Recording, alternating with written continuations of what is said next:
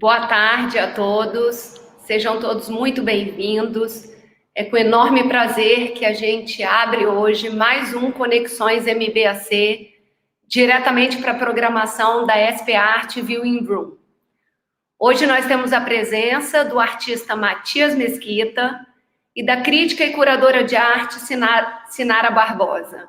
Sejam bem-vindos, é um prazer ter vocês aqui conosco. Cadê? Onde eles estão? Bem-vindos, tudo bom? Olá. Tudo, olá. Como Olá é que vocês todos. estão aí em Brasília? Maravilha? Os dois estão aí, né? Estamos. Sim.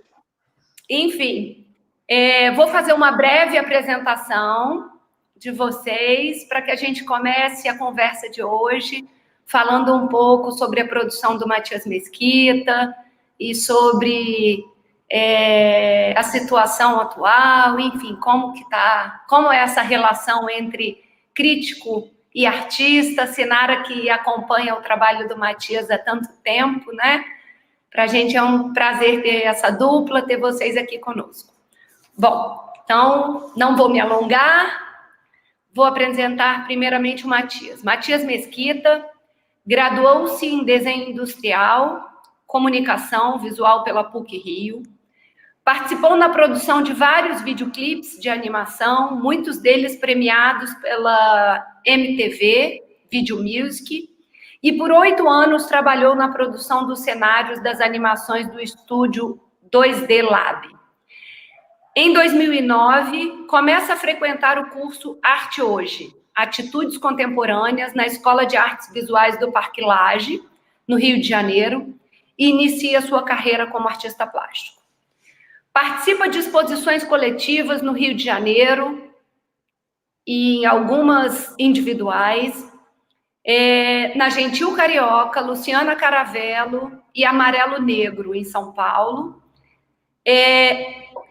Isso no Rio de Janeiro, e em São Paulo, nas galerias Emma Thomas e Oscar Cruz.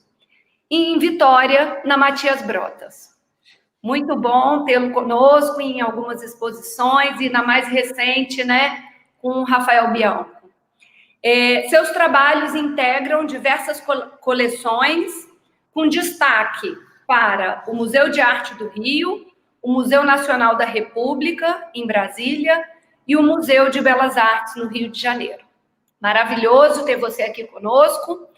Vou fazer uma apresentação rápida da Sinara, professora adjunta do Departamento de Artes Visuais da Universidade de Brasília, membro do Conselho da Galeria Espaço Piloto da UNB, membro do Comitê de Indicação do Prêmio Pipa, em 2019, idealizadora do BSB, Plano das Artes, projeto que envolve espaços independentes e ateliês de Brasília, com foco na formação de arte educadores para o circuito autônomo das artes na cidade, projeto muito importante, né, Sinara, que a gente teve a oportunidade de acompanhar por algumas vezes.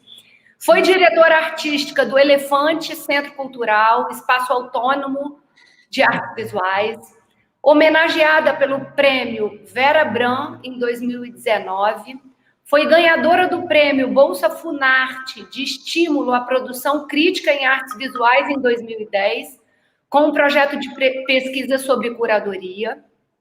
E como curadora e pesquisadora, sua área de interesse está centrada em história da arte no Brasil e arte contemporânea brasileira. É um prazer enorme. Mais uma vez, agradeço a vocês, a esse momento de troca e de conexões com a galeria, com nossos artistas e com todo esse time que tanto nos orgulha. Muito obrigada, Lara. A gente que agradece pela oportunidade. Agora é com vocês. Tá bom, deixa com a gente. Então, quero agradecer imensamente ao convite, né, da galeria para participar dessa conversa com o Matias. Eu acho que tem um sabor especial, porque é a oportunidade também, aconteceu essa semana de ser a oportunidade também da gente dialogar, da gente conversar, né? Então, eu acho que isso é importante, porque a gente vem de uma trajetória, de uma relação, né, de trabalho, e eu vou chegar lá exatamente onde que se dá isso, né, não só de uma relação de uma curadora, né, de uma pesquisadora com um artista, mas que envolve aí, digamos, uma circunstância do sistema das artes mesmo, né. Então, eu acho que essa oportunidade de falar aqui, assim como a própria organização da feira, da galeria e outros tantos espaços que estão se articulando para levar esse tipo de conversa, essa proximidade do público, né, e com quem está fazendo esses meios, é super importante, e assim, acho que eu abro pelo menos essa minha fala aqui, para sinalizar esse papel importante, né, desse circuito, desses mecanismos, desse sistema da arte, eu que venho nessa relação com o Matias, justamente dentro do Elefante Centro Cultural, que é um espaço, né, em Brasília, em que um espaço autônomo, independente, privado, mas como centro cultural, que congregava ali, né, ateliê, espaço expositivo, cursos também, né, de vez em quando, e é nessa situação, é nessa circunstância que eu pude acompanhar o desenvolvimento, ou o trabalho do Matias aí, como artista, né, nesse empenho mesmo do entrave com os materiais, né, no trabalho dele. E aí, enfim, Matias, já te provocando aí, eu queria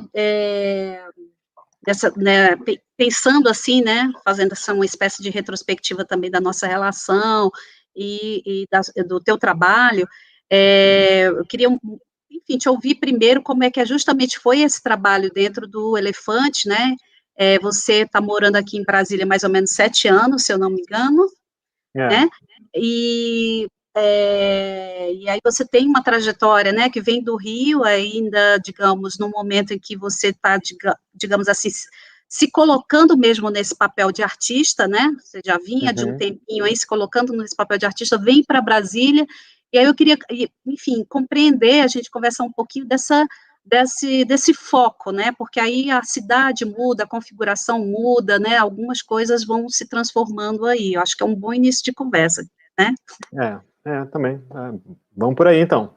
Eu também, antes, eu queria também agradecer também a Lara, a Sandra e toda a equipe da Matias Brotas e reconhecer o esforço delas e o trabalho delas, assim, que tem sido comigo antes de qualquer tipo de pandemia e agora mais ainda, porque elas não param nunca.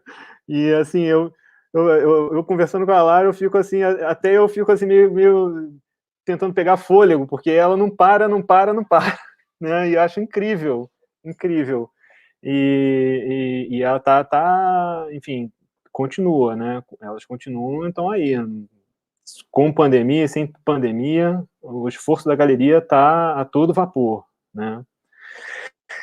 Então, eu começo a minha produção lá em 2010, mais ou menos, né? Quando eu começo a mergulhar mais. Foi um ponto decisivo da minha vida, que eu achava que estava num momento com a cabeça estava muito conturbada e tudo meio fora do lugar, e aí foi quando meu norte que eu tentei estabelecer foi através da produção artística, né? E foi assim, num primeiro momento, não foi nem tentando nem me descobrir, nem me descobrir enquanto artista, mas assim, tentar colocar para fora uma série de coisas e a partir daí vem uma produção que, junto com o acompanhamento lá no Parque Lage, eu começo a ir mergulhando mais profundamente na questão da produção, né? E foi muito... tem o que eu posso dizer muito entre esses eixos, né? Rio, São Paulo e, por exemplo, Centro-Oeste, eu imagino que no Nordeste também, lá no Norte, tenham algumas semelhanças, é que a sensação que eu tenho é que, estando no Rio de Janeiro, algumas coisas, eu consegui alcançar alguns pontos, assim, bem rápido, entendeu? E mesmo assim, ainda me descobrindo enquanto artista, né? Aí o que a sensação vindo aqui para Brasília é que existe realmente um distanciamento do resto do Brasil para o eixo Rio-São Paulo, né? Eu não sei como é que é em Vitória, não sei como é que a Lara e a Sandra e toda a equipe da Matias Brotas, elas lidam, mas eu sei que o esforço delas é de tentar fazer a produção artística de Brasília e do Brasil se apresentarem na galeria também, né? E eu vejo isso assim como um esforço delas e é impressionante, pelo menos a experiência que eu tive na galeria, e foi uma coisa que para mim foi incrível.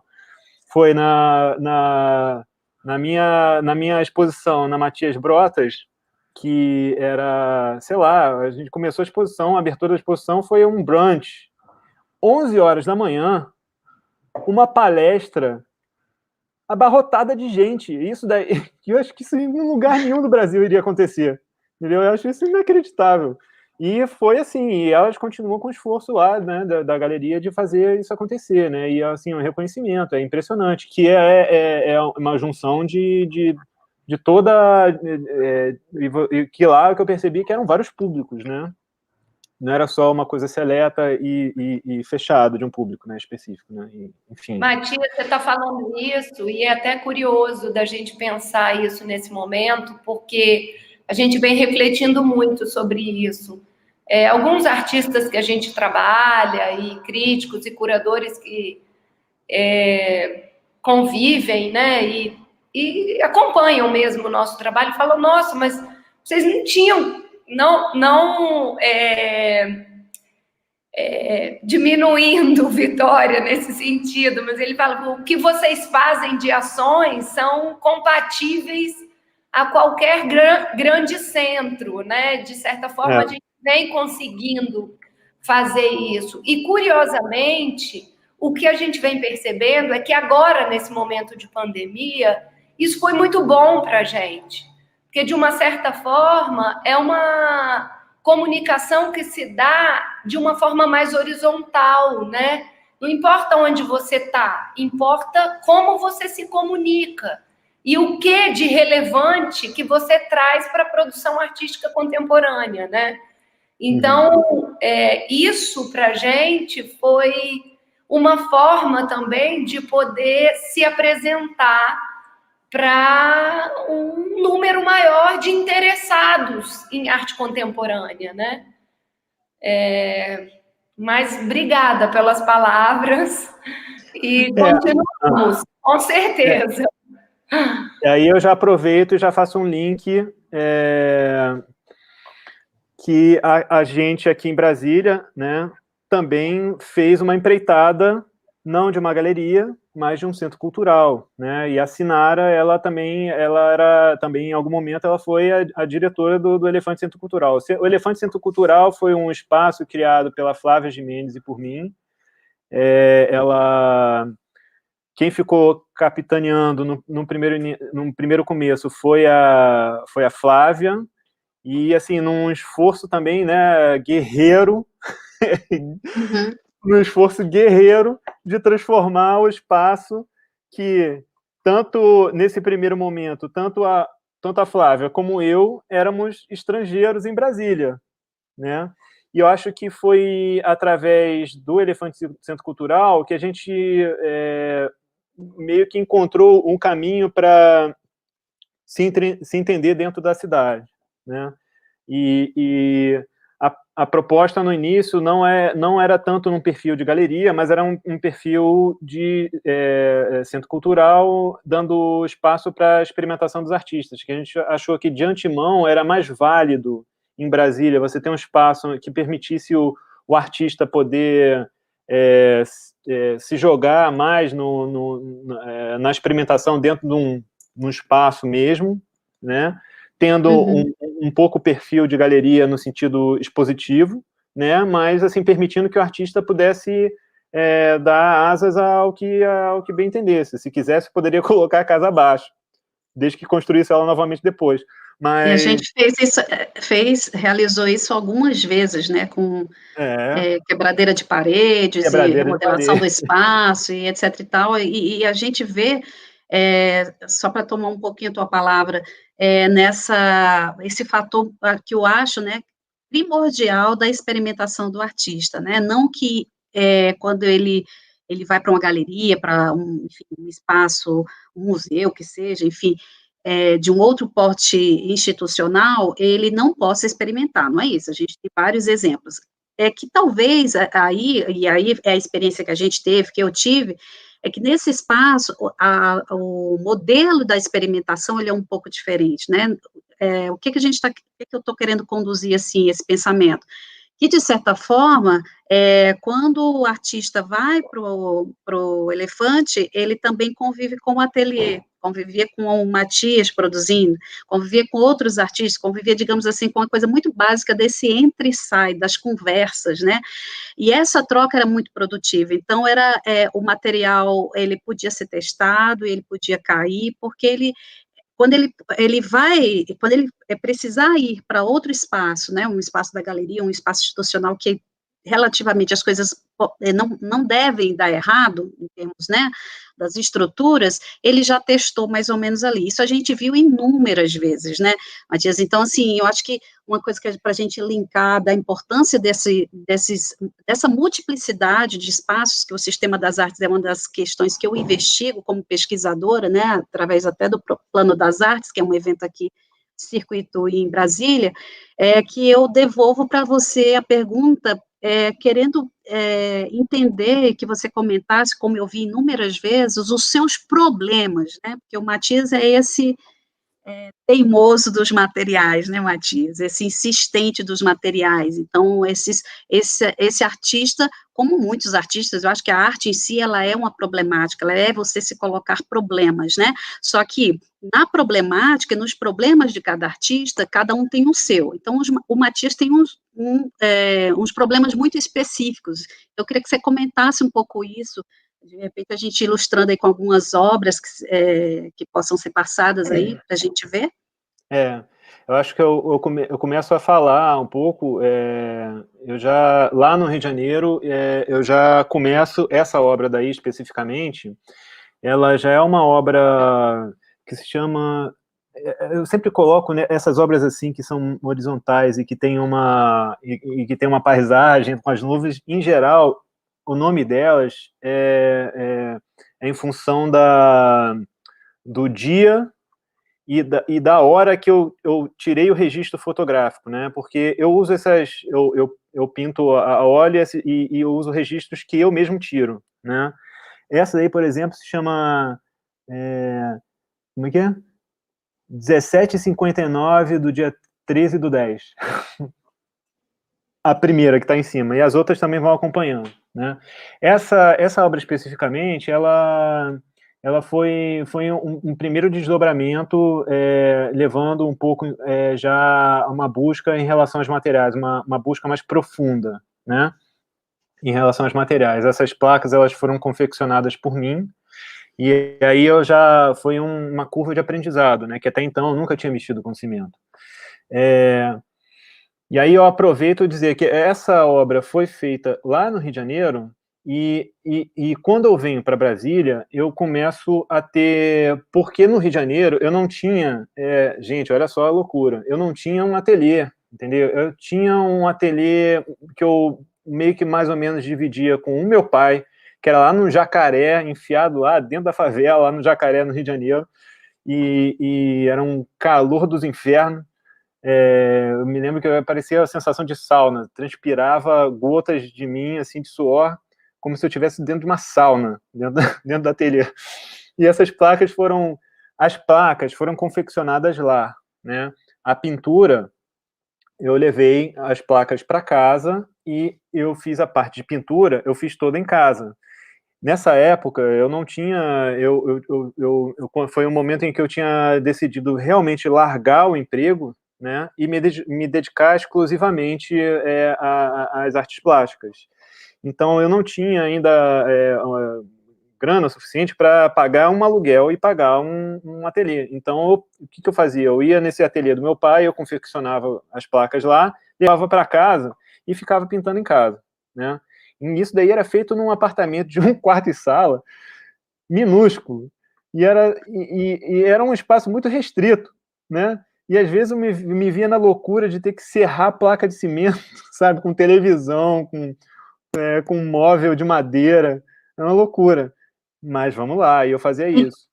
E Então, quando aí, você vai para esse espaço aí do elefante, com certeza muita coisa muda, né? não, e aí foi que aí um novo horizonte se abriu para mim, né? Porque pela primeira vez eu tinha um ateliê com espaço, e aí de repente a próxima imagem a gente já começa a ver um pouco o efeito disso, né?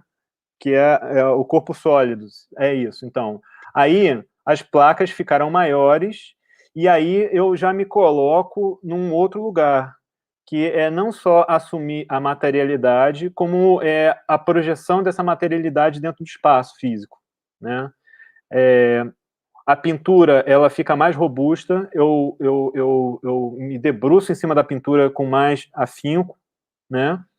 Eu fico trabalhando mais ela, e vejo também, começo a trazer as questões, por exemplo, aí a gente começa a notar que são duas placas, né? E que essas duas placas são curvas, ela tem uma curvatura na parte que projeta e joga o trabalho para frente, projeta para fora da parede, né? Essa pintura, esse trabalho e o outro que vem a seguir são esse é a Iminência. Iminência, tanto o Corpo Sólido como a Iminência são trabalhos que eles foram apresentados aqui no Elefante Centro Cultural, né? Uhum. Não foi a primeira exposição, foi já a terceira ou quarta, se não me engano, mas foi assim, já através dessas obras, a gente já dá para sentir que aquela primeira, você ainda está com ela muito próxima à parede, ainda tem uma questão ali de descoberta, de dobramento, né? E aí eu já começo a me lançar para o espaço, né? Começo Então, a Matias, jogar. eu gostaria que você comentasse, né, assim, a gente já conversou várias vezes, mas acho que é importante a gente colocar aqui ao público o porquê do seu interesse na pintura, no teste com outros materiais, com outras superfícies, né, não que você não possa fazer tela, né, mas que você, essas experimentações e o grau de dificuldade também, depois que talvez você se sinta confortável com o material, o quanto você também procura subverter isso, mesmo que ainda seja dentro de uma placa cimentícia ou parede, enfim, mas aí ela tem algum outro elemento que te oferece uma certa dificuldade. Eu acho que é bacana a gente entender essa inconformação, digamos assim, e esse apuro técnico também que você vai somando aí, né? Aí eu acho que são dois caminhos, né, que andam paralelos, né? Um é o apuro técnico, é uma proximidade que eu sempre tive com a questão da pintura, né? É uma coisa que é minha própria, óbvio, né? Tudo é meu próprio, mas a questão com a matéria, ela vem por algumas questões. Primeiro, uma paura em relação à tela branca, que para mim a tela branca ela carrega, sei lá, 20 mil anos de história da humanidade, trocentos mil anos de história da arte, tudo. Então imagina isso na cabeça de um artista martelando em frente a uma tela branca, né? E, gente, isso acontece. Mas antes disso, obviamente, é uma brincadeira também, né? Mas antes disso, eu já vinha com uma relação com os materiais já assim, antes mesmo de aprender e querer desenhar, eu já tinha um contato com argila e eu fazia umas máscaras, né, de argila. E foi a partir daí desse contato com esse material que eu comecei a entender a tridimensionalidade, entendeu? Foi onde pela primeira vez, eu fiz um nariz para fora de uma cara, entendeu? Eu fui lá pegando argila e fazendo. E foi a partir daí, com o contato com esse material, que eu comecei a entender a questão da tridimensionalidade, né, do objeto. E eu acho que foi a partir daí que o meu contato mesmo com a arte começou. Lá, quando eu era muito pequenininho. e isso veio sendo carregado junto comigo, né? Então, na hora que eu tomo a decisão, né, de buscar caminhos para a produção da pintura, eu já eu meio que eu tento buscar um princípio já dentro da própria matéria, porque eu acho que essa matéria ela já carrega uma história muito, muito grande dentro de si, né? Ela já vem contando a sua própria história. E para mim já é um alívio ter essa história já acompanhando a obra, né? E ela vai junto comigo também, né? E eu vou trabalhando essa história primeira, ela vai sendo trabalhada junto comigo, e eu vou modelando, por exemplo, as placas de cimento são modeladas, né? Eu vou modelando elas, o que é um processo escultórico, e, além disso, eu venho ainda com a parte de pintura, né? Então, tentar fazer essa comunhão, né? Essa simbiose, né? De todos esses elementos, né? Aqui você trabalha com recorte, né? Você faz uma... Aí o que acontece eu faço essa placa, ela é uma placa que, se não me engano, também, não me lembro se ela é projetada ou não, mas para fora da parede, mas o que acontece aí é que dentro a parte de pintura, ela é modelada para ficar dentro dessa caixa de cimento, né? E aí também é quando eu começo a também buscar essa tridimensionalidade, essa comunhão do objeto e da tridimensão do objeto junto com a pintura, né? E aí, o que eu posso falar um pouco também é trazer um pouco o começo disso tudo dentro do meu caminho, né? Você gostaria de comentar alguma coisa, Sinara? Eu fiquei pensando aqui, que eu acho que é um ponto importante da gente comentar, sobre a categoria da representação que você faz, né? Então, assim, tem um material seu que ele é figuração, né? Ele é figurativo, você é um exímio desenhista, né? O material aí ainda oferece o desafio para o grafite, né? Então, você vai ali e, enfim, elabora. Mas a gente tem esse outro elemento, né, que até num texto que eu escrevi, né, do teu trabalho, eu faço uma alusão, me desprego um pouco, né, da tentação de relacionar só a história da arte, a ideia de paisagem, mas relaciono com uma ideia de rosto-paisagem. Ele é um motivo, a nuvem, ela, pela sua quase repetição, ela é diferente, mas ela ainda assim é a representação de uma nuvem, então ela tem essa repetição, mas ela ganha essa configuração de quase, é um rosto, né, é uma figura ali, então ela pode aglutinar tanto um aspecto abstrato e tal. Então eu queria que você, não sei, acho que é interessante comentar um pouco desse motivo, né, desse conteúdo de representacional que você traz. Aqui a gente tem as nuvens, mas a gente também tem o trabalho das filas, né, então...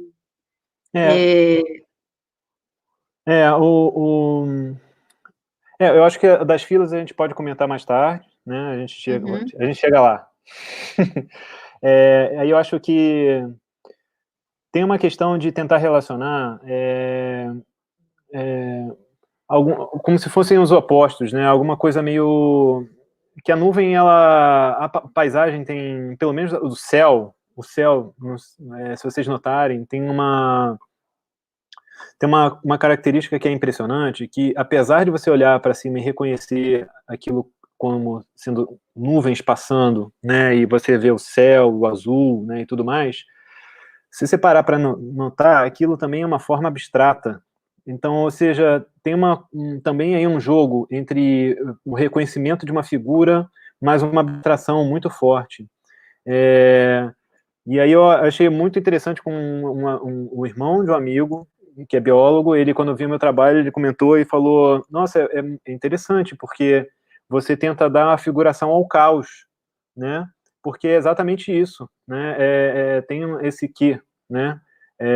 Tem um aspecto caótico dentro da paisagem, pelo menos das nuvens e das cores e tudo mais, e eu tento fazer a figuração disso, né? Ou seja, é um caminho bem preciosista, porque se você passar do ponto, você torna aquilo numa produção abstrata, né? E é um pouco nesse caminho que vai, pelo menos na parte da representatividade em relação às nuvens e ao céu, né?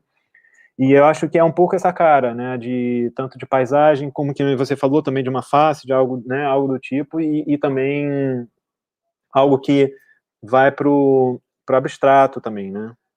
E para mim também outra questão fundamental que me intriga muito na questão das nuvens é, mais que qualquer coisa, é a questão cromática, que é a luz pura, né? E isso Esse desafio que é, né? Eu reconheço que eu não consigo pintar aquilo que eu vejo, porque é praticamente impossível. Eu tento fazer o melhor que eu posso, né? E até esse esforço é algo que, para mim, é notável, é uma tentativa, e eu reconheço isso como uma espécie de tentativa, por mais que eu fique debruçado 1 milhão de horas em cima disso, eu sei que eu não vou chegar ao que eu vi. Eu já tenho certeza disso, entendeu? Mas eu Mas, tento... Matias, eu acho que aí tem uma questão que é cara ao campo da arte, que é justamente a gente dar essa condição daquilo que se faz enquanto pintura em si, né? Ela não é o similar da coisa, porque ela dialoga, a gente, no caso, né, você tem o parâmetro do que você está vendo da nuvem, você tem os conceitos que você quer trabalhar nesse campo da abstração, nesse campo da nuvem rosto, que a gente está falando, né, mas eu acho que é intrigante ou muito interessante é que é a pintura. Então, a gente vê a pintura, a gente vê esse esforço desse olhar por meio nesse meio mesmo, que é o fato do artista pintor, né? Então, eu acho que é importante a gente destacar isso mesmo, né? Que é o que antes, quando eu comecei comentando da questão da problemática, né? Esse é o seu problema, né? O problema que você se dá, né? Esse desafio, né? Além do aí, material. aí eu acho que só... Aí já pegando, já... Bom, Sinara, você, por favor, comenta, tá? Tá. Tudo... Você vai se intrometendo, por favor, que... Gente, a gente fez uma espécie de script, mas assim, qualquer coisa você vai interrompendo e vai falando também, né? Porque eu vou seguindo o fluxo aqui. A, a, a problemática, ela é o começo de tudo, né? Por exemplo, eu me joguei para a questão das artes plásticas por uma problemática minha interna, entendeu? Então, o começo todo veio daí. Então, eu não posso pedir outra coisa senão mais problemáticas, entendeu? Eu acho que já, ou seja, é uma coisa que está entranhada dentro de mim, ou seja, que tá relacionada com a questão da busca, né? Então, ou seja, a gente está sempre buscando, né? E aí eu acho que eu queria meio que já fazer uma ponte, meio tentando ir lá para os meus primeiros trabalhos, para dizer um pouco como é a minha questão metodológica, porque como eu não... não, é aquela paperless, A6, que são a paperless, se vocês encontrarem aí, porque eu também não sabia por onde começar, né? Eu não fiz faculdade de artes plásticas, né? Eu me lancei dentro do mundo das artes sem ter uma leitura, nem me debruçar profundamente em teorias da arte, nem não tive aulas. Tudo que eu aprendi basicamente eu sou autodidata, né? Eu posso dizer que minha mãe, que é restauradora, e ela teve também uma galeria lá na década de 80 em São Paulo, ela me ajudou bastante, mas a princípio eu me considero autodidata, né? Essas figurinhas que vocês estão vendo aí, esses daí são parte da equipe que compunha o estúdio de animação que eu trabalhava. Eu sabia que eu tinha alguma... Eu não sabia por onde... Esse daí é o que eu considero sendo o meu primeiro trabalho, minha primeira obra artística, e que, graças a Deus, não foi vendido. Eu tenho ela comigo ainda, e não, com certeza não vou vender, porque esses são foram meus colegas, né, de estúdio. E o que eu fiz é o seguinte, essa época eu já estava fazendo parquilagem, e eu não tinha a menor ideia do que fazer. Eu não tinha ideia por onde começar a produção, né? Mas eu sabia que eu tinha vontade de produzir algo. As pinturas, elas já vêm como uma espécie de arcabouço meu, né, de produção, de algo que já está entranhado dentro, né, celular, né, algo que eu já venho, desde muito tempo, eu já vinha exercendo isso, né? Mais uma vez, sendo autodidata. Então eu sabia que eu tinha que fazer alguma coisa com pintura, eu queria fazer alguma coisa que tivesse relacionado com o estúdio e com os meus companheiros de trabalho, porque aquele era o começo do que eu imaginava ser realmente o começo da produção. Então o que eu fiz? Eu retratei todos eles em ângulos, né? Não, acho que talvez mantenha a outra ainda, porque esse daí já é outra história. Obrigado. Então eu fiz eles em ângulos diferentes, e pintei cada um deles numa plaquinha de fórmica que eu encontrei numa caçamba de entulho.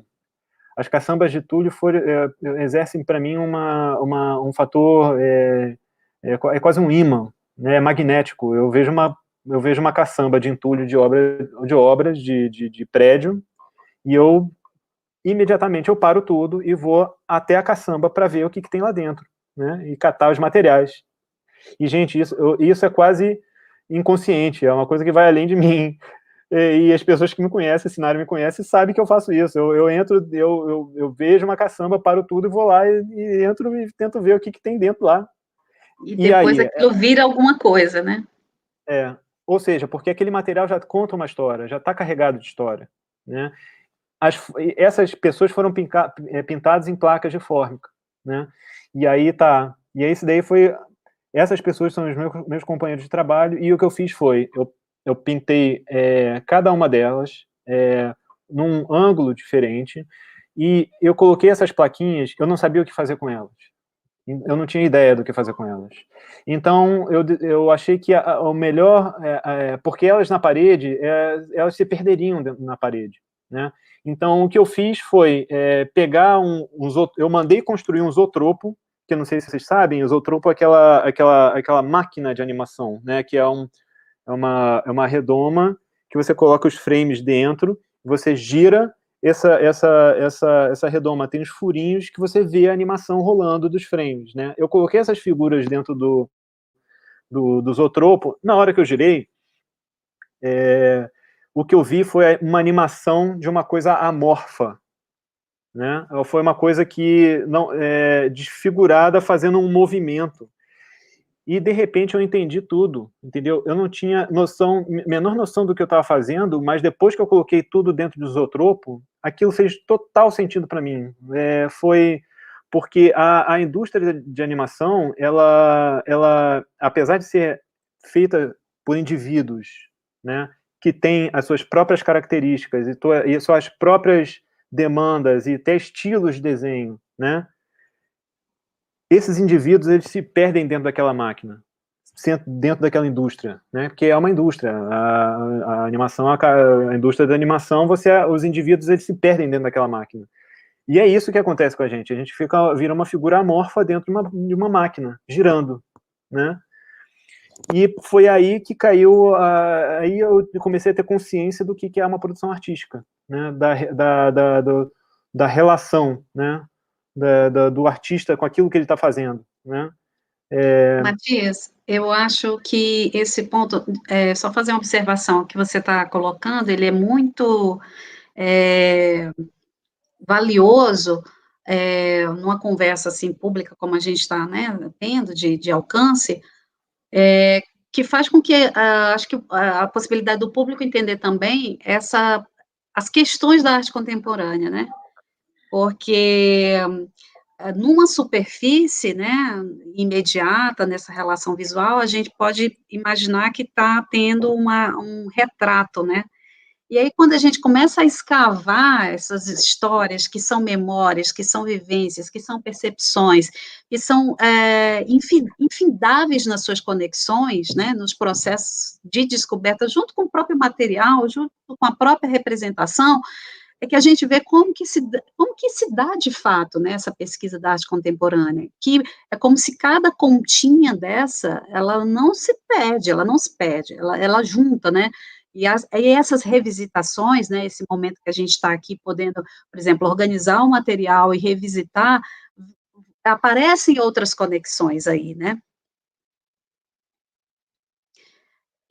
Então, eu acho que tudo isso se torna muito valioso, assim, para a gente discutir esses aspectos da arte mesmo, né. Eh, eu não fiquei na dúvida se estamos conectados. Bom, o que eu seguindo, assim, com a conversa, né, com esse pensamento, né, eu acho que é importante a gente destacar isso, que a arte contemporânea, ela não é só ela são várias chaves, né, são várias chaves de acesso aí e de percepção. Uma delas é imaginar que dentro dessa relação, óbvio que não se perde nunca os aspectos formais, eles não se perdem, ou seja, a forma como eu posso lidar sensorialmente também nessa fruição visual, etc e tal, isso não se perde, isso se mantém. Mas há uma outra, camada aí, que diz respeito a isso que a gente estava comentando antes, e o Matias estava contando com muita propriedade da experiência dele, desse fazer, que são essas articulações, né?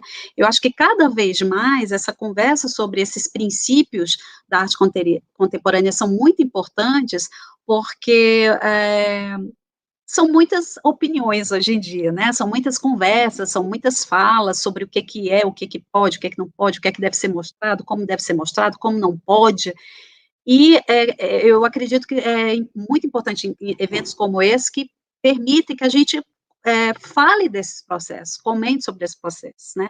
E aí, enquanto o Matias está retornando aí, a gente está,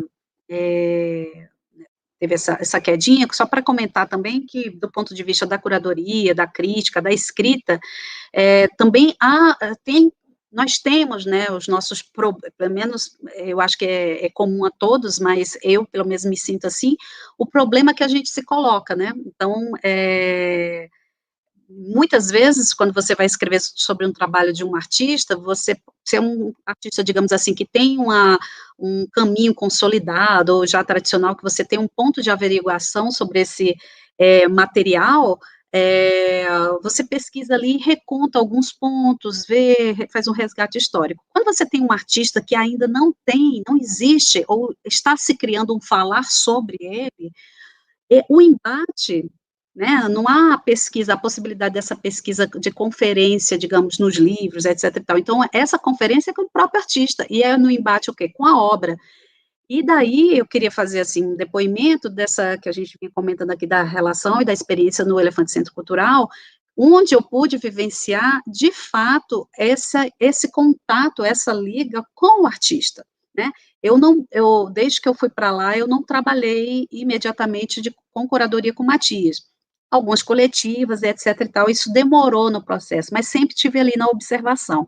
Eu fazia uma provocação para alguns outros artistas que eu dizia assim: "Ah, quer trabalhar pintura? Vai e observa o Matias, vai e observa o Matias".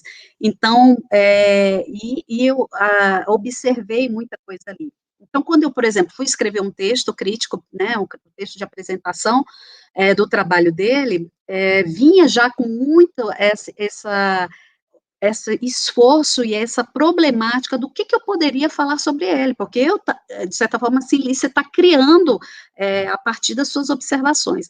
tem um dado histórico, que aí eu vou tive a oportunidade de ver o trabalho da mãe dele, né, como restauradora, fiquei encantada, e aí nessa pesquisa descubro a Maria Inês Alvarez, filha do pintor argentino Manuel Alvarez, integrante do grupo de arte geométrica Arte Nuevo, entendo toda uma, digamos, insistência pictórica, técnica mesmo, que vinha quase, né, nessa linhagem, nessa genética familiar, e aí percebo aí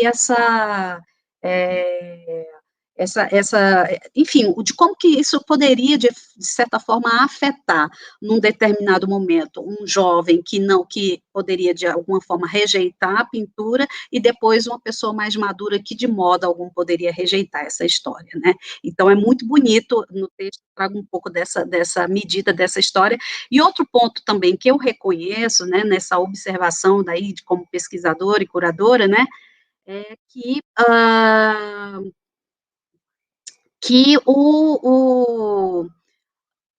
eu percebo que quando o Matias vem para Brasília, esse trabalho dele com o cimento, com o material, acaba também, de certa forma, contaminando, né, provocando outros artistas com essa experiência. Eu não sei se o pessoal já está por aí, se vão entrar, se alguém quer entrar. Eu vou continuar comentando aqui e vocês vão me sinalizando aí se a gente segue, pode ir mostrando os materiais também e eu vou comentando. Então, esse ponto eu acho que é muito importante, porque é esse esforço mesmo da observação, né? Você está ali tudo por criar. E eu acho que marcar esses posicionamentos, né? Reconhecer, digamos assim, essas questões, elas são muito importantes, e eu acho que é o compromisso que a gente tem como pesquisadora, como crítica, como curadora, apontar, localizar, fazer as ligações, observar, tem que ter aí é óbvio, é estudo, é leitura, sim, claro, mas tem que ter quase um certo dado intuitivo também, né, nessas percepções. Então, eu acho que esse embate, né, da escrita, ela é muito importante por aí, né, a insistência, por exemplo, que o Matias tem nessa relação com o material, né, ou seja, essa inconformação. Olá, eu fiquei falando aqui, né? Aproveitei para falar, mas eu falei, assim, coisas que a gente conversa, que a gente conversou, enfim. Estava falando um pouco da minha parte escrita, né, em relação ao seu trabalho, estava nesse momento de dizer do seu trabalho como esse, que eu acho que o papel do pesquisador, historiador, da importância da gente também estar inconformado com o que está dito e já está dito no papel, nas coisas, mas assim, quem trabalha comigo, né, como artista, sabe que a gente tem que ter um jogo muito de autonomia e confiança, né, para que eu também possa sinalizar para o artista coisas que talvez ele não possa dizer, ou porque ele não percebe, ou porque não é o papel dele. E aí eu digo, olha, eu percebo, por exemplo, vejo na trajetória, eu sou uma observadora da cidade, aqui, moro há 16 anos, vejo o quanto teve essa contaminação, estava comentando isso, essa contaminação do trabalho, né, que você faz, desse empenho, né, e o quanto eu vi também isso afetando positivamente o trabalho de outros artistas na cidade. Claro que essa é uma questão extremamente sutil mesmo de ser comentada, porque a gente não é proprietário, né, das coisas, assim, o cimento não é seu, né, a areia, não é isso, mas a gente vê algumas articulações ali que claro, são notórias, enfim, acho que você podia comentar também um pouco disso, né? Que é o papel do elefante, que é o seu papel, enfim, não sei. Não, e eu acho que, como você bem disse, é o teu papel também como uma pesquisadora, e você faz isso também com muita excelência, de conseguir entender, visualizar algumas performances, digamos assim, né, e que a gente, enquanto artista, a gente está lá produzindo, mergulhado no negócio, e a gente nem sente, entendeu? Por exemplo, se eu, daqui para lá, num futuro bem próximo, olhar a produção de Brasília e ver tudo aquilo que foi produzido, né, a partir desde então, desde 2013, 14, 15, né, e como essas influências, essas contaminações, elas vão acontecendo, né, porque quando a gente está dentro, né, da situação, a gente não percebe, a gente não está, né, a gente está lá imerso, né, então é exatamente isso, a gente precisa, por exemplo, você é uma pessoa que faz esse tipo de trabalho, tem essa visualização, de conseguir perceber o que está, ou seja, ter esse distanciamento, né? Ter essa distância, entender as relações e ver e buscar também não só essas relações, como outras também, e tentar chafurdar um pouco, né? O que esse background do artista tem, e você fez isso quando você escreveu, né? Quando você escreveu o meu texto para a exposição da Eunice, você se lançou nesse lugar também, né, de tentar entender um pouco da trajetória, mas assim, quais foram as outras influências, né? E por aí vai, né? Aí eu tenho Tem coisas que a gente, assim, eu acho que tem coisas que a própria obra, o próprio fazer do artista, ele desafia para que faça com que a gente pensar qual é o discurso que a gente pode criar, né? O que eu posso enxergar em relação à sua obra que ainda não foi dito, que pode ser dito, ou que você talvez não acesse dentro do seu consciente ainda, mas por quê? Porque acho que o crítico, o curador, nessa construção do texto de apresentação, ele é essa pessoa que se relaciona também com o público para dar essa visibilidade ao público, porque você sabe, o artista cria coisas, coloca coisas ali, ele tem as suas questões, mas aquilo, quando vai a público, pode afetar de uma forma completamente diferente, né? O que você fez pode ser uma coisa, é importante o público saber o que você quis fazer, né? Ter um material, conversar com o artista, isso sempre é, mas a impressão dele também pode ser muito, tanto do ponto de vista geral, quanto também do ponto de vista específico. E aí eu acho que, por exemplo, voltando àquele ponto, quando eu falo que a nuvem, ela não é a nuvem só, ela pode ser essa abstração, esse rosto, ela pode ser uma mesma ideia de figura que se repete e que tem essa serialização, porque existe uma insistência pictórica, eu estou dando esse dado, né? A gente está construindo esse dado, está dando esse pontapé aí. Quando a gente fala também dessa certa lógica da irregularidade, né? Eu me lembro que eu comentei isso dentro do teu texto, né? Que você vai trabalhando esses contrastes, né? Que interessa muito esse embate da leve do pesado, do grosso e né? Imagina, você tem uma representação de nuvem que é algo efêmero, etéreo, leve, e é uma placa de cimento, é uma coisa pesada. Então, esses contrastes, eles são muito significativos dentro dessa espécie, não de dualidade, mas eu acho que de desafio mesmo que você quer transparecer. Eu acho que já falei demais, mas enfim, é só para dizer que eu acho que é essa troca, né? Aí eu acho que é puxando a linha para a questão do desafio, né, e aí aí eu acho que já peço para colocar a imagem número 8, né, que acho que é 18 horas e 38 minutos do dia 5 de abril, para a gente ter uma ideia do que é essa produção com as nuvens, né, que a gente já mostrou antes. Isso, E a questão do desafio, aí você vê claramente que o desafio que eu tenho aí está em relação à questão da pintura, né? Então, o jogar-se, né? O tentar buscar, né? Aquilo que abraçar outro lugar, que é aquilo que a gente já falou, né? Que eu tenho muito essa questão do e se, né? Que é tipo, e se eu pegar um negócio e colocar aqui em vez disso daqui? E se de repente eu fizer aquilo e não fizer aquilo?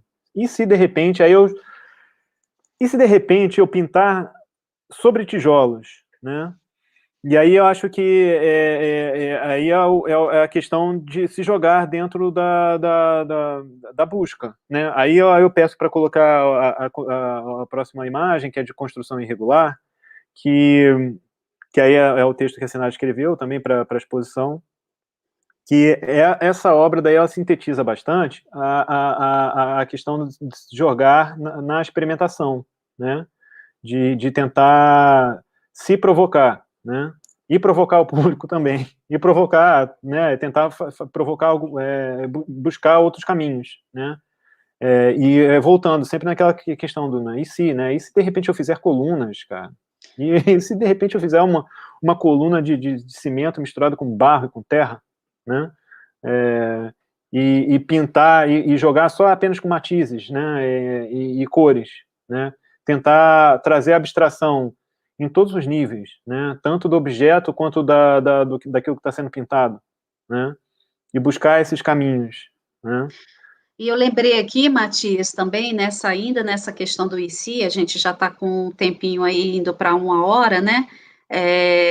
E eu não queria deixar de comentar isso, que é ainda um problema, né? A problemática do IC em relação ao um projeto que a gente desenvolveu, que é já numa escala mais monumental, né?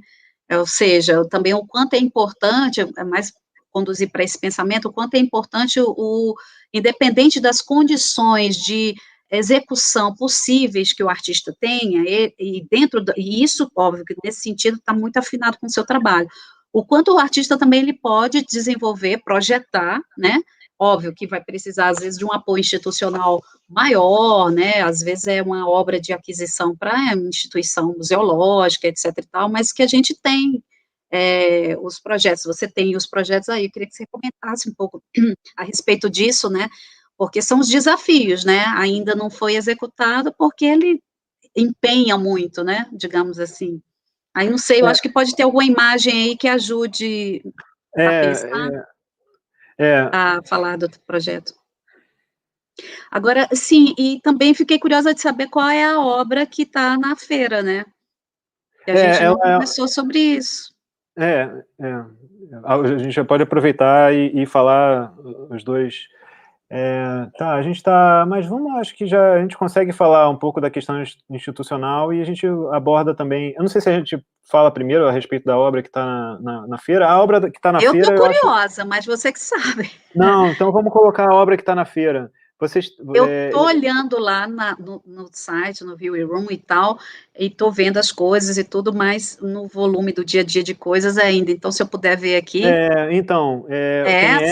Essa é uma das obras e tem outra também.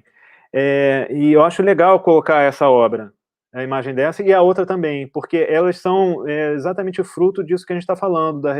Sintetiza muito esses aspectos, né?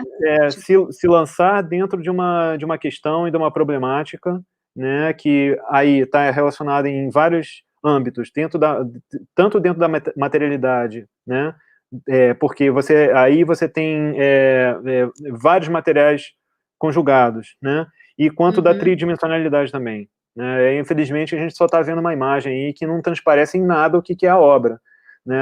Por exemplo, aí a gente vê em detalhe como os fragmentos da caçamba que eu peguei, que eu fui lá e peguei, são fragmentos de caçamba, gente. Coloquei lá dentro da obra. E era para muito como tentando uma descoberta das relações dos materiais, de novas relações, entendeu? Porque aí tanto tem uma placa de cimento moldada, quanto também materiais que foram recolhidos, ou seja, fragmentos e ruínas. Ou seja, a partir daí, a obra foi para um outro lugar. Ela se jogou em um outro aspecto, né? Tem uma outra conversa, né? E, assim, isso daí foi simplesmente, assim, eu tinha algum desejo, né? Eu tinha uma vontade de tentar buscar novos caminhos, né? E buscar novas relações, mas ainda sem ter muita certeza do que eu queria. Ou seja, vai muito por conta da minha própria produção e como eu vou conduzindo ela, que, na verdade, é ao contrário, é a própria obra que vai conduzindo, entendeu? Eu vou me deixando ser guiado pela produção, de alguma maneira, porque eu faço isso eu tenho alguma consciência, eu tenho que ter alguma consciência, porque são placas grandes, pesadas, né? Ou seja, tem um aspecto de produção e de projeto envolvido nelas muito forte, mas eu só consigo ter uma ideia, que nem eu estava falando lá daquele meu primeiro trabalho que eu pintei lá os meus amigos lá do estúdio, eu só consigo ter uma relação real daquilo que eu estou fazendo, uma vez que ela está pronta, acabada, e de repente ela está lá, entendeu? E aí eu começo a entender um pouco o que eu estou fazendo, né? E mesmo assim, ainda eu vou sendo guiado pela produção, entendeu? Mas o que eu produção vai posso me guiando. dizer, Matias, o que eu posso dizer desse trabalho também, né, eu peguei um pouco, quando você, não exatamente o início, mas quando você pega esses fragmentos, né, ainda de um trabalho anterior, e inicia essa pesquisa, né, e esse aqui eu estou vendo, enfim, maravilhosa, o impacto que ela surte, de fato, efetivamente no público, porque, assim, e eu observo, né, digamos, essas relações, como é que isso acontece realmente diante da plateia, né, digamos assim, e o que eu me lembro a gente tinha ali os trabalhos que eram feitos em superfícies lisas, mais industrializadas, porque tinha essa pesquisa também, e tinha esse outro, se a gente pudesse ter agora de volta a imagem maior dessa obra aqui, por favor, e a gente tinha esse trabalho, enfim, com esses materiais descartados, né? E o efeito desse tipo de obra no público, que eu presenciei foi magnífica, porque eu acho que traz muita vida aí, sabe? É como se a própria matéria trouxesse história de vida, trouxesse uma emoção, uma carga impactante. Foi um pouco assim a leitura que eu faço e como isso agiu, né? A gente tem alguma outra obra aí que está na feira também? Com a Matias Brotas? Eu acho, eu não cheguei a enviar para ela, espero que bom, elas publicaram, né? Não sei se Então depois eu alguém... vou lá conferir, para ver. Porque Qual é o além... tamanho dessa? Gente, Você deixa eu lembra? ver aqui, deixa eu buscar aqui. Ela tem, ela tem 1,27 por 77, Ah, né? bom. E tem 15 centímetros que é uma placa projetada para fora da parede, né? Ah, eu sei. Essa daí também é uma obra que tá na feira também. E tem uma outra que eu não sei se é possível, que são as 4 plaquinhas, que essa também era uma ótima imagem para ser mostrada, porque ela é um desdobramento, ela é uma comunhão de vários caminhos que elas vão se intercalando, né? Ou seja, várias coisas, várias projeções, elas acabam se reconectando e se reconstruindo, né? E aí vai a construção dessas obras que estão aí aparecendo, que é o que eu tenho feito ultimamente, né? É o caminho que a obra mesmo está me conduzindo, né? Eu me deixo conduzir por ela. Você observa o que está acontecendo ali e vai seguindo, né? Exatamente. E eu vou sendo afetado por isso, né? E aí eu vou recolocando e sempre dentro desse lugar com a mesma pergunta, né? E se de repente eu tirar isso daí e aí voltando para a questão do institucional, que aí é uma questão que o próprio material está me conduzindo, porque esse material ele pede algo grande, né? Ele pede outras coisas também, né? Ele pede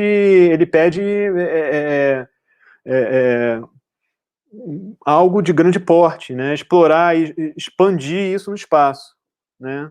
Seja em instalação, seja... E também não só isso, né? O próprio material remete a questões que vão para outras questões, né? Que são desde questões mais sociais, né? Da gente, enquanto ser humano dentro de uma cidade, né? Sendo afetado por tudo, né? Que cidade é essa que a gente vive, né? O que acontece aqui? Quais são os conflitos, né? Tudo essa ebulição que a gente vive aqui dentro, né? Isso qualquer cidade, né? E isso o trabalho ele está demandando também, né, um outro caminho que ele está demandando. Certo.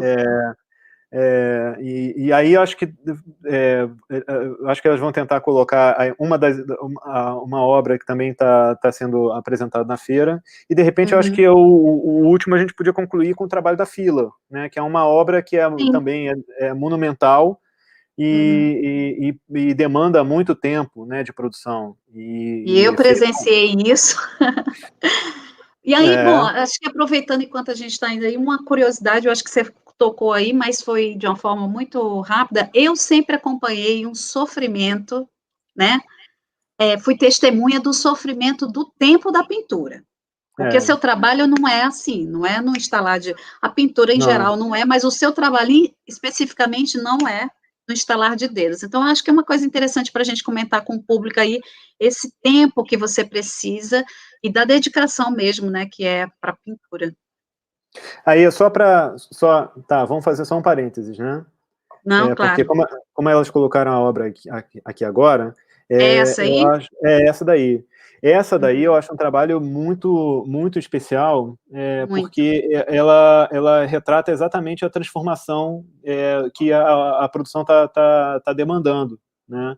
Isso é algo que a própria produção vai exigindo, né? Na medida que está sendo feita, né? Eu mesma estou conhecendo aqui agora e já estou percebendo aí questões novas, né? Exatamente. E aí, mais uma vez, tentando tirar a obra da parede, em termos de tridimensionalidade, né? E buscando a conversa entre os materiais que são muito próximos, são similares, mas não são o mesmo material, né? E trazendo aspectos da escultura dentro disso, né? Aí você vê, tem materiais aí que são feitos com cimentos diferentes, né? E aí trabalhar tanto a superfície, né? E voltando também com a questão da pintura, né? Essa pintura daí, ela é feita também com uma técnica muito parecida com aquele trabalho anterior, que é feito através de velatura, né? São camadas finas de pintura, né? Então, também trazendo um outro aspecto da obra que a gente não conseguiu mostrar, mas que também é a questão da transparência que existe dentro da pintura, né? A pintura, você tem formas de trabalhar ela, né? E a transparência é uma grande potencialidade da pintura a óleo, né? A pintura a óleo, um dos caminhos que você tem é esse, em cima de transparências. Então, todo esse trabalho é feito com transparências, né? De pintura a óleo, de camadas e camadas. Aí volta aquilo que você está falando, né? Porque muito bonito. Tem duas questões aí, que é a confecção do suporte, que já é uma trabalheira desgraçada de pedreiro, né? Ou seja, eu tenho um lado meu que é pedreiro, e realmente é pedreiro, porque a confecção se dá toda por... Eu que faço tudo, eu faço os moldes, eu faço a confecção de todos os materiais, eu entendo esses materiais,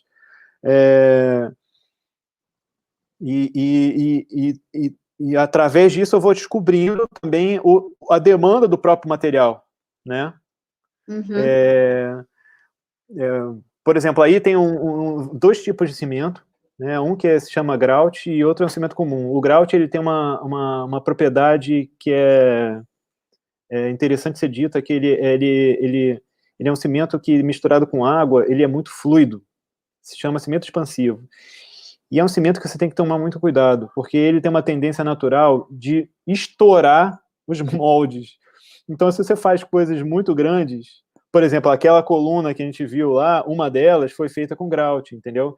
Existe uma tendência natural de arrebentar o molde e ir cimento para tudo quanto é lado, né? Porque esse cimento expansivo, ele tem essa característica, né? Então, essas são coisas que a gente vai descobrindo dos materiais, né? E a gente vai descobrindo essa relação do próprio material, do próprio cimento, a forma como ele tem o acabamento. É uma coisa também que vai muito, que é exatamente aquilo que eu me proponho. Ou seja, por que eu tenho esse meu lado pedreiro? Não, eu fiquei curiosa agora só da gente contrapor aí a diferença que seria para as pessoas, enfim, também perceberem a diferença que é entre a proposta aqui, né, nesse último trabalho que você apresentou, por exemplo, das filas, né, eu acho que deve ter a imagem aí, porque também a gente está conversando sobre esse desafio do material, mas aí também tem a questão da representação aí que soma a esse desafio, né? Aí isso é um trabalho inacabado. Eu diria que esse é um trabalho, ele tem a proposta de ser um trabalho inacabado, porque a minha intenção é fazer uma fila, se puder, até o final da minha vida, fazer uma fila quilométrica, que não acaba mais, de pessoas pintadas eu diria que não é nem isso daí não atende nem como suporte, né? Isso atende como a nossa própria vida, né? São materiais arquitetônicos, é o lugar onde a gente se encontra, né?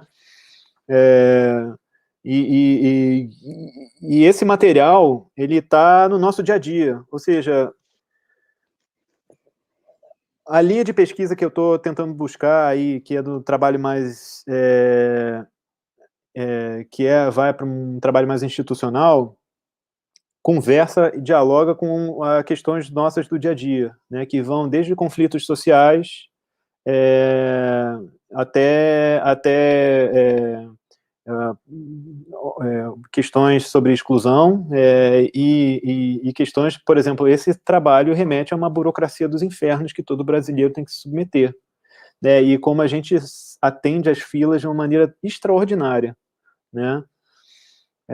A gente vai lá e, se a gente puder reparar, a gente sempre está em uma fila interminável, né? Ou seja, Matias, acho que é bom destacar que tem a porta, né? Que é a pintura do aí já material, voltando, né? então aí tá, voltando aí a questão toda que você já apontou, né?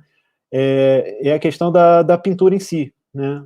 É uma pintura hiperrealista, né? Feita em suportes que são suportes de verdade, né? Isso aí que vocês estão vendo é um portão de aço galvanizado, e ali é uma porta de escritório mesmo. E é que a gente está percebendo aí são pinturas a óleo, né? Isso é tudo pintura a óleo. E aí volta aquilo que você estava falando, né? As pessoas não, as pessoas em geral não conseguem notar a demanda de tempo que existe fazer uma obra dessa magnitude, né? Porque se eu fico aí imerso nessa produção, mais, sei lá, 1 mês e meio para fazer um negócio desse, né? Para fazer só a pintura, gente. Uhum. Ou seja, é uma imersão ali produtiva, né? E é aquela coisa de tentar se colocar nesses limites, né? E tentar buscar encontrar esses lugares, né? Do tal do IC, né? E como foi para a produção dos metais sutis e dos cabos de aço? Porque ali também tem uma volumetria, né? Já é um outro elemento, né? A gente tem aí imagem? Aí também é sempre buscando. Aí é uma interlocução.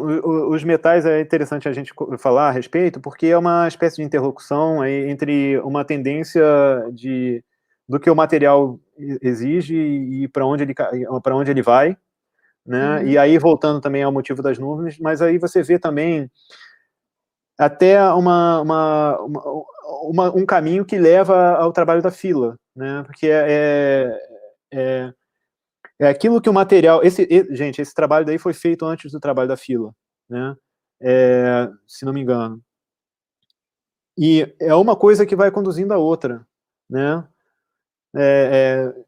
E como o próprio material ele vai ditando, ele vai exigindo coisas da gente sem mesmo a gente perceber. E a gente, no meu caso, eu tenho que concretizá-lo, eu tenho que fazê-lo, ver o que aconteceu, para depois tentar entender em que lugar ele está, né? E aí eu não sei se você gostaria de concluir com alguma coisa, Sinara, porque a gente já está aqui já, né?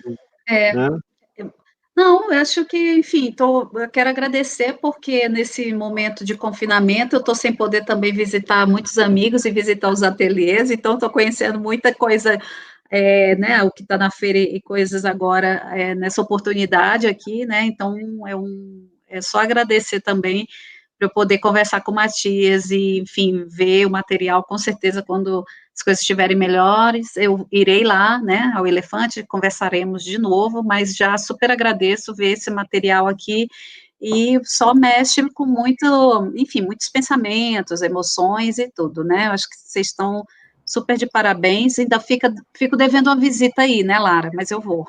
Ai, Senara, que delícia! Assim, agora a gente está vendo aí as fotos da exposição, né, do Matias Mesquita aqui em Vitória. Realmente é Maravilhoso. bonito ouvir vocês conversando e pensar um pouco de tudo que a gente vem acompanhando na produção do Matias, né? Eu gosto muito de pensar nessa coisa do efêmero e duradouro, né? E de como ele se relaciona de uma certa forma, até a história da arte mesmo, parece que ele vem lá desde a pintura primitiva, né, da arte das cavernas, e vem trazendo isso como um registro no tempo daquilo que é efêmero, daquilo que é um instante, né, que de certa forma vem de uma fotografia, né, de um instante de um céu ou de um registro. É muito bonito, é um trabalho que muito nos orgulha. É maravilhoso tê-lo no nosso grupo de artistas. Assim, queria agradecer mesmo a vocês por essa troca, porque sem essa produção nós não existiríamos. Então, que tenhamos muitos outros momentos, né, de troca e de mergulho no trabalho do Matias, que para a gente isso é muito rico. Vamos ter, com certeza. E eu também queria agradecer, Lara, também a oportunidade, também porque você vê, né, a gente está aqui, eu e a Sinara, a gente está tão afogado de trabalho que você tem que inventar uma live para a gente conseguir conversar. Né? Aí você vê, né? Então eu agradeço você pela oportunidade de me fazer conversar com a Sinara, né? Que é só desse jeito mesmo. Também, foi muito bom. E eu acho que a gente também cumpre com esse papel, Lara, e dou de novo os parabéns a vocês, que é esse contato com o público. Ele, de fato, é muito importante, essas salas são muito importantes, a gente mostrar o artista, acho que mostrar um pouquinho de como que a gente pensa na curadoria, e o papel da galeria é fundamental nisso. Então, todos de parabéns aí, equipe. Então, para quem não pôde assistir, se vocês também depois quiserem divulgar, a live vai estar no nosso canal do YouTube. É o mesmo link de acesso, e estão todos convidados a continuar acompanhando a nossa programação. Amanhã a gente tem uma conversa com o Rafael Bianco, que foi um dos artistas que esteve com o Matias na exposição, junto com Orlando da Rosa Faria. Enfim, a programação continua até domingo. No domingo, queremos todos vocês juntos, porque faremos uma visita guiada ao estande da Matias Brotas. E aí a gente encerra a programação. Um beijo enorme. Obrigada. Parabéns a todas. Obrigada.